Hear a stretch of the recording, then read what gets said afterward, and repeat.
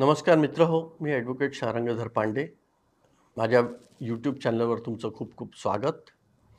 आजचा विषय आहे की महारेराची परवानगी घेणे का आवश्यक आहे. याचं कारण असं आहे की जर तो जो भूखंड आहे किंवा प्लॉट आहे, तो जर 5,000 फुटापेक्षा जास्त आहेत आणि तिथे 10 पेक्षा जास्त सदनिका, रो हाऊस किंवा बंगले किंवा असेल, तर अशा ठिकाणी महारेराने बंधनकारक केलेलं आहे की महारेरामध्ये त्याची नोंदणी आवश्यक आहे.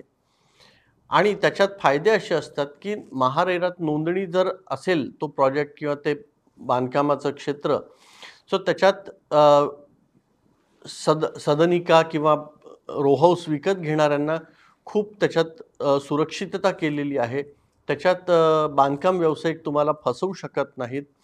त्याच्यात लेआउट नसलेल्या प्लॉटवर बांधकाम करता येत नाही. त्यामुळे तुम्ही जर अशा ठिकाणी प्लॉट किंवा घर घेणार असाल किंवा रो हाऊस घेणार असाल अशा बिल्डरकडे, तर 5,000 फुटापेक्षा जास्त जर त्या प्लॉटची जर हे असेल, क्षेत्रफळ असेल, तर तुम्ही त्यांच्याकडनं महारेराच्या परवानगीची, सर्टिफिकेटची कॉपी मागू शकता. तो तुमचा अधिकार आहे.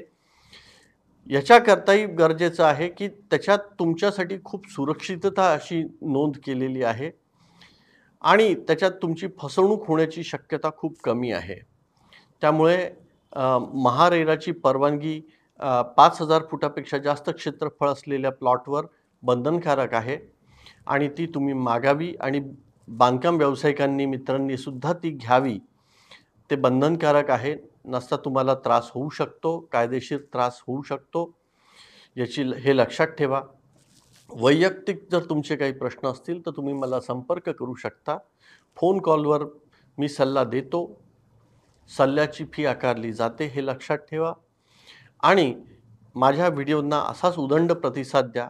व्हिडिओ जास्तीत जास्त लोकांपर्यंत पोचवा, शेअर करा आणि लाईक करा आणि सबस्क्राईब करणं विसरू नका. कारण की सबस्क्राईब जर तुम्ही चॅनल केला तर तुम्हाला पुढचे येणारे सगळे व्हिडिओ माझे दिसतील आणि तुमच्या ज्ञानात भरपूर भर पडेल. मी आशा करतो की तुम्हाला हा व्हिडिओ आवडला. नमस्कार.